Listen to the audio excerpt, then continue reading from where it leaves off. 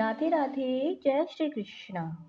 नमस्कार प्रिय भक्तगणों, आज आप सभी श्रवण करेंगे आमल की एकादशी की पावन पौराणिक कथा। कहा जाता है कि इस दिन सच्चे मन से व्रत रखकर पूरी सच्ची श्रद्धा से जो भी कोई व्यक्ति श्री हरि का जाप करता है, पूजा पाठ करता है, व्रत रखता है, व्रत कथा सुनता है, उसकी हर मनोकामना पूर्ण होती है। प्रिय भक्तगणों, आज आपके ऐसे ही भक्ति की सच्ची कहानी सुनाने जा रहे हैं, जिसे सुनकर आपको भी लगेगा कि आप ही भगवान की सच्ची भक्ति करते हैं। इस भागम भाग भरी जिंदगी में हो सकता है कि आपके पास भगवान की पूजा करने का, भगवान को याद करने का पर्याप्त समय ना हो, लेकिन इस कहानी को सुनने के बाद आपके मन में भी उठे हर प्रश्नों के उत्तर आपको खुद ब खुद ही मिल जाएंगे। तो आप सबसे मेरा निवेदन है कि इस कथा को पूरी श्रद्धा से अंत तक सुनना। कथा शुरू करने से पहले कमेंट बॉक्स में श्री हरि विष्णु जरूर लिखिए। अगर आपने अभी तक हमारे चैनल क्यूटी लड्डू को सब्सक्राइब नहीं किया है तो तत्काल सब्सक्राइब कर लीजिए और हाँ, बेल आइकन को बटन दबाना ना भूलिए। देवर्षि नारद जी बात बात पर नारायण नारायण कहा करते और इसी प्रकार दिन में कई बार भगवान का नाम लेते थे।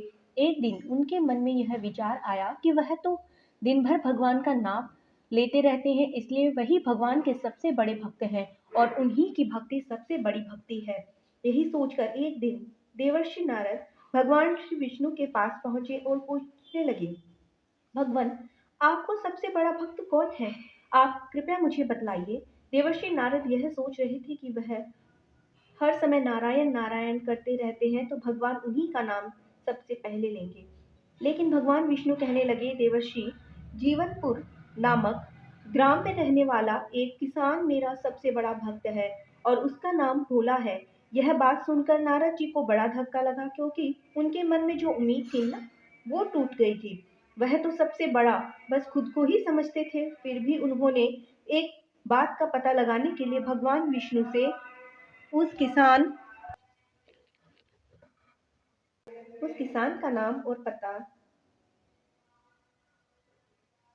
फिर भी उन्होंने इस बात का पता लगाने के लिए भगवान विष्णु से उस किसान का नाम और पता लिया और किसान के गांव में चल पड़े। वहां जाकर देवर्षि नारद ने देखा कि खेती किसानी के लिए भोला किसान के पास दो बैल भी हैं। भोला किसान सुबह ब्रह्म मुहूर्त में उठा और उठने के बाद उसने 2 बार नारायण कहा और हाथों में भूसा, खली और पानी डालकर बैलों को खाने के लिए लगा दिया। दैनिक क्रिया के बाद सुबह का जलपान करने के बाद सूर्योदय के साथ ही वह अपने हल और बैल लेकर खेतों में जा पहुंचा। 10 बजे के आसपास उसकी पत्नी कलेवा लेकर आई। उसने पत्नी के हाथ से लाया हुआ कलेवा खाया और फिर से खेती के काम में लग गया। दोपहर में घर जाकर मुंह हाथ धोए और खाना खाया।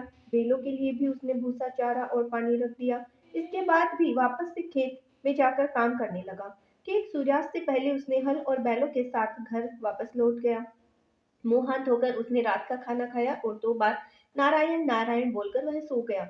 यह देखते नारद को बड़ा आश्चर्य हुआ कि एक किसान ने पूरे दिन में केवल 4 बार ही नारायण नारायण कहा, और जबकि वह खुद तो सारा दिन नारायण नारायण कहते ही रहते हैं, फिर भी भगवान विष्णु उन्हें अपना सबसे बड़ा भक्त नहीं मानते।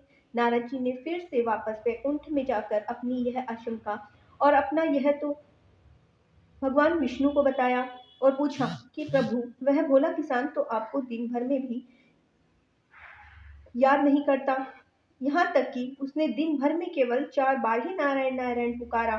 मैं तो सारा दिन हर वक्त घूमते फिरते हुए केवल आपको ही याद करता रहता हूँ, आपका ही स्मरण करता रहता हूँ। फिर भी प्रभु, आप उसी किसान को अपना बड़ा भक्त क्यों कहते हैं? भगवान विष्णु थोड़ा मुस्कुराए और फिर देवर्षि नारद को जल से भरा हुआ एक कटोरा देकर कहने लगे कि देवर्षि, इस कटोरे को लेकर आप सूर्यास्त तक भ्रमण कीजिए, लेकिन ध्यान रखिए, इस कटोरे में एक भी बूंद पानी की नहीं गिरनी चाहिए। अगर ऐसा हुआ तो मेरा सुदर्शन चक्र आपके पीछे पीछे रहेगा। पानी की एक बूंद भी अगर गिरी तो यह सुदर्शन चक्र आपकी गर्दन काट देगा। देवर्षि नारद ने भगवान विष्णु के हाथ से जल से भरा कटोरा ले लिया और सुबह से शाम तक हाथ में जल भरा कटोरा रखकर भ्रमण करते हुए सुदर्शन चक्र लगातार उन्हें पीछे पीछे चल रहा था। सूर्यास्त हुआ। देवर्षि नारद ने राहत की सांस ली। सुबह से लेकर शाम तक भ्रमण करते करते उस कटोरों में से एक बूंद भी पानी की उन्होंने नहीं गिरने दी। यह देखकर उन्होंने राहत की सांस ली और फिर वे वापस भगवान विष्णु के पास जा पहुंचे। उन्हें देखकर भगवान विष्णु ने पूछा, कहो देवर्षि, आपका भ्रमण कैसा रहा? नारद जी ने उत्तर दिया, प्रभु, आपके सुदर्शन चक्र और पूरे भरे पानी के कारण भ्रमण में तनाव बना रहा। आज मैं भ्रमण तो करता रहा, लेकिन हर वक्त आपके सुदर्शन चक्र मेरे पीछे पीछे था। इस कारण मेरा ध्यान इस कटोरे पर और केवल सुदर्शन चक्र पर ही रहा। तब भगवान विष्णु ने पूछा, अच्छा, यह बताइए कि आप भ्रमण करते हुए कितनी बार मेरा नाम जपते रहे? आपने कितनी बार मेरा नाम लिया? भगवान, एक तो जल भरा कटोरा लेकर चलना और उस पर आपके सुदर्शन चक्र के पीछे पीछे चलना, इसमें पूरा ध्यान मेरा इस बातों पर ही था। आपका नाम मैं कहाँ से लेता? देवर्षि नारद ने उत्तर दिया। तब भगवान विष्णु कहने लगे, देवर्षि, इस प्रकार गृहस्थ जीवन की अपाधापी आजीविका कमाने के लिए दिन भर भाग दौड़ करना और इतनी मेहनत करना, कठिनाइयों के बाद भी अपनी मेहनत अपना परिश्रम करते रहना, अगर वह किसान इतना व्यवस्थित जीवन के पश्चात भी सुबह शाम मेरा नाम ले रहा है, तो निश्चित रूप से वह मेरा सर्वश्रेष्ठ भक्त है। भगवान विष्णु के कहने पर देवर्षि नारद को सारी बात समझ में आ गई। नारद जी समझ गए कि भगवान विष्णु का वही भक्त श्रेष्ठ होता है जो भी समय मिले उसका नाम लेता हो, उन्हें याद करता हो और साथ ही साथ वह अपने सभी कर्तव्य भी पूरा करता है, अपनी सारी जिम्मेदारियां भी निभाता हो। और भोला किसान भगवान की उन्हीं भक्तों में से एक था जो अपने सभी कर्तव्य, चाहे वह अपने परिवार के प्रति हो या अपने प्रति हो या अपने बेजुबान पशुओं के प्रति हो, वह अपनी सारी जिम्मेदारियां पूरी निष्ठा के साथ निभा रहा था और भगवान को याद करना भी नहीं भूलता था। ठीक उसी प्रकार भक्तगणों, हमारे जीवन में भी सुबह से लेकर रात तक भागम भाग भरी जिंदगी, हमारे पास ना अपने लिए समय होता है, ना अपने परिवार के लिए समय होता है, ना ही भगवान को याद करने के लिए समय होता है। लेकिन इस सब के बीच यदि आप कहीं सच्चे मन से खड़े खड़े होकर भी, कहीं भीड़ में भी, कहीं बहुत व्यवस्था भरी जिंदगी में भी सच्चे मन से अगर एक क्षण के लिए भी भगवान को याद कर लेते हैं, तो वही सच्ची भक्ति है। फिर चाहे आपके पास बैठकर घंटों पूजा करने का समय क्यों ना हो, तब भी भगवान आप पर सदा खुशी रहते हैं। तो प्रिय भक्तगणों, यह तो थी सभी के मन में भक्ति जगाने वाली कहानी। अब सुनिए रंग भरी यानी आमल की एकादशी की संपूर्ण कथा। एक बार धर्मराज युधिष्ठिर ने भगवान श्री कृष्ण ने कहा कि हे श्री कृष्ण, मैंने विजया एकादशी का महात्म्य जान लिया, जो महान फल देने वाला है, सुन लिया है। सब अब फाल्गुन शुक्ल पक्ष की आमल की एकादशी का नाम और महात्म्य बताने की कृपा कीजिए। तब भगवान श्री कृष्ण बोले, धर्मनंदन, सुनो, तुम्हें इस समय मैं वह प्रसंग सुनाता हूँ जिसे राजा मान तत्ता के पूछने पर महात्म्य विशिष्ट जी ने कहा था। फाल्गुन शुक्ल पक्ष की एकादशी का नाम आमल की एकादशी है। इस पवित्र व्रत विष्णु लोक की प्राप्ति कराने वाला है। ऋषि माधंता ने पूछा, यह आमलकी कब उत्पन्न हुई, मुझे बतलाइए। विशिष्ट जी ने कहा, महाभाग सुनो, पृथ्वी पर आमलकी की उत्पत्ति किस प्रकार हुई यह बताता हूँ। आमल की महान वृक्ष है जो सभी पापों का नाश करने वाला है। भगवान विष्णु के थूकने पर उनके मुख से चंद्रमा के समान कांति मान एक बिंदु प्रकट हुआ। वह बिंदु पृथ्वी पर गिरा, उसी से आमल की अर्थात आंवले की महान वृक्ष उत्पन्न हुआ। यह सभी वृक्षों का आदि का भूत कहलाता है। इसी समय समस्त प्रजा की सृष्टि करने के लिए भगवान ने ब्रह्मा जी को उत्पन्न किया। उन्हीं से इन प्रजा की उत्पत्ति हुई। देवता, दानव, गंधर्व, यक्ष, राक्षस, नाग और निर्मल अंतःकरण वाले महर्षि होकर ब्रह्मा जी ने जन्म दिया। उनमें से देवता और ऋषि उसी स्थान पर आए जहाँ विष्णु प्रिया आमलकी का वृक्ष था। महाभगवतम पूर्वक उस वृक्ष की ओर देखने लगे और खड़े खड़े सोचने लगे कि लक्ष्य यानी पाकड़ आदि वृक्ष तो पूर्व कल्क की ही तरह है, जो सब के सब हमारे परिचित हैं, किंतु इस वृक्ष को हम नहीं जानते। उन्हें इस प्रकार चिंता करते हुए देख आकाशवाणी हुई, महर्षियों, यह आंवले का वृक्ष है जो श्री विष्णु को प्रिय है। इसके स्मरण मात्र से गोदान का फल मिलता है। स्पर्श करने से उसका दोगुना और फल खाने से तिगुन पुण्य मिलता है। इसलिए सदा प्रयत्न पूर्वक आमलकी का सेवन करना चाहिए।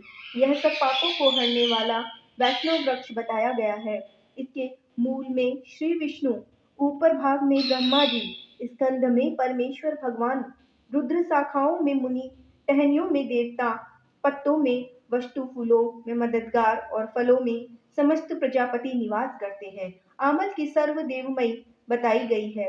इसलिए विष्णु भक्त पुरुषों के लिए यह पर्व पूज्य है। ऋषि बोले, अव्यक्त स्वरूप से बोलने वाले महापुरुष, हम लोग आपको क्या समझें? आप कौन हैं? देवता हैं या कोई और? हमें ठीक ठीक बतलाइए। तब दिव्य आकाशवाणी हुई, जो संपूर्ण भूतों से करता है, उन्हें विद्वान पुरुष भी कठिन से देख पाते हैं। वही सनातन विष्णु मैं हूँ। देवादिदेव भगवान विष्णु का कथन सुनकर और उन ब्रह्म कुमार महर्षियों के नेत्र आश्चर्य से चकित हो उठे। भगवान की स्तुति करने लगे। ऋषि बोले, संपूर्ण भूतों के आत्मभूत आत्मा और परमात्मा को नमस्कार है। अपनी महिमा से कभी चित न होने वाले अच्युत को नित्य प्रणाम है। अंतरित परमेश्वर को बारंबार प्रणाम है। दामोदर, सर्वज्ञ और योगेश्वर को नमस्कार है। मायापते, आपको प्रणाम है। आप विश्व के स्वामी हैं। आपको बारंबार नमस्कार है। ऋषियों के इस प्रकार स्तुति करने पर भगवान श्री हरि संतुष्ट हुए और बोले, तुम्हें कौन सा अभिष्ट वरदान दूं? बताइए। ऋषि बोले, भगवान, यदि आप संतुष्ट हैं तो हम लोगों के लिए हित के लिए कोई ऐसा व्रत बतलाइए जो स्वर्ग और मोक्ष रूपी फल प्रदान करने वाला हो। श्री विष्णु बोले, महर्षियों, फाल्गुन शुक्ल पक्ष में यदि पुष्य नक्षत्र में युक्त द्वादशी हो तो वह महान पुण्य देने वाली और बड़े बड़े पादकों का नाश करने वाली होती है। जिसमें जो विशेष कर्तव्य है उसे भी सुनो। आंवल की एकादशी में आंवले के वृक्ष के पास जाकर वहां रात्रि में जागरण करना चाहिए। इससे मनुष्य सब पापों से छूट जाता है और सहस्त्र दिनों का फल प्राप्त करता है। जो प्रकरणों यह व्रतों से उत्तम व्रत है जिसे मैंने तुम लोगों को बताया है। महर्षि बोले, भगवान, इस व्रत की विधि तो बतलाइए। यह कैसे पूर्ण होता है? इसके देवता, नमस्कार और मंत्र कौन कौन से हैं? उस समय स्नान और दान कैसे किया जाता है? पूजन की कौन सी विधि है? इसके लिए मंत्र क्या है? यह सब बातों का यथार्थ रूप से वर्णन कीजिए। भगवान कहने लगे, इस व्रत की जो भी उत्तम विधि है उसको सुनो। एकादशी को प्रातः काल दंत धावन करके यह संकल्प करे कि पुंडरी काक्ष में एकादशी को निराहार रहकर दूसरे दिन भोजन करूंगा। आप मुझे स्मरण में रखें। ऐसा नियम लेने के बाद पतित, चोर, पाखंडी, दुराचारी, मर्यादा भंग करने वाले और गुरु पत्नी गामी मनुष्य से वार्तालाप ना करें। अपने मन में को वश में रखते हुए नदी में, पोखरों में, कुओं पर या घर पर ही स्नान करें। स्नान करने से पहले शरीर में मिट्टी लगाएं। फिर विद्वान पुरुष को चाहिए कि वह परशुराम जी की सोने की प्रतिमा बनवाए। प्रतिमा अपनी शक्ति और धन के अनुसार एक या आधे स्वर्ण की होनी चाहिए। स्नान के बाद घर आकर पूजा और हवन करें। इसके बाद सब प्रकार की सामग्री लेकर आंवले के वृक्ष के पास जाएं।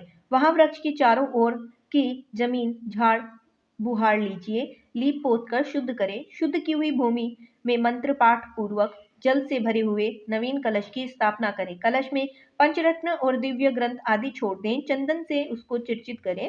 कंठ में फूलों की माला पहनाएं। सब प्रकार के धूप की सुगंध फैलाएं। जलते हुए दीपक की श्रेणी सजाकर रखें। तात्पर्य यह है कि सभी तरह से बहुत ही सुंदर और मनोरथ दृश्य उपस्थित करें। पूजा के लिए नया छाता, जूते और वस्त्र भी मंगा कर रखिए। कलश के ऊपर एक पात्र रखकर उसे दिव्य खिलों से भर दीजिए। फिर उसके ऊपर स्वर्ण में परशुराम जी की स्थापना करें। विश्वकाय नमः कहकर उनके चरणों में विश्व रूप से नमः मंत्र से दोनों घुटनों की उग्र नमः स्थापना करें। विश्वकाय नमः कहकर उनके चरणों की विश्वर रूप नमः मंत्र से दोनों घुटनों की उग्र नमः इस तरह संपूर्ण अंगों और मस्तकों की पूजा करें। इसके बाद भक्ति युक्त चित्र से शुद्ध फल देवादिदेव परशुराम जी का अर्घ प्रदान करें। इसके बाद जागरण करें। इसके बाद भगवान विष्णु का नाम लेकर आमल के वृक्ष की 108 या 28 बार परिक्रमा करें। सवेरा होने पर श्रीहरि की आरती करें। ब्राह्मणों की पूजा करके वहां की सामग्री उसे निवेदन करती परशुराम जी की कलश, 2 वस्त्र, जूता आदि सभी वस्तुएं दान में दे दें और कामना करें कि राम जी के स्वरूप में भगवान विष्णु मुझ पर प्रसन्न हो। इसके बाद आमलकी का स्पर्श करके उनकी परिक्रमा करें और स्नान करने के बाद विधि पूर्वक ब्राह्मणों को भोजन कराएं। इसके बाद परिवारजनों के साथ बैठकर स्वयं भी भोजन करें। ऐसा करने से भक्तजनों आपको पुण्य की प्राप्ति होती है। प्रिय भक्तगणों, कथा को लाइक और शेयर अवश्य कर दीजिए। धन्यवाद। जय श्री राधे।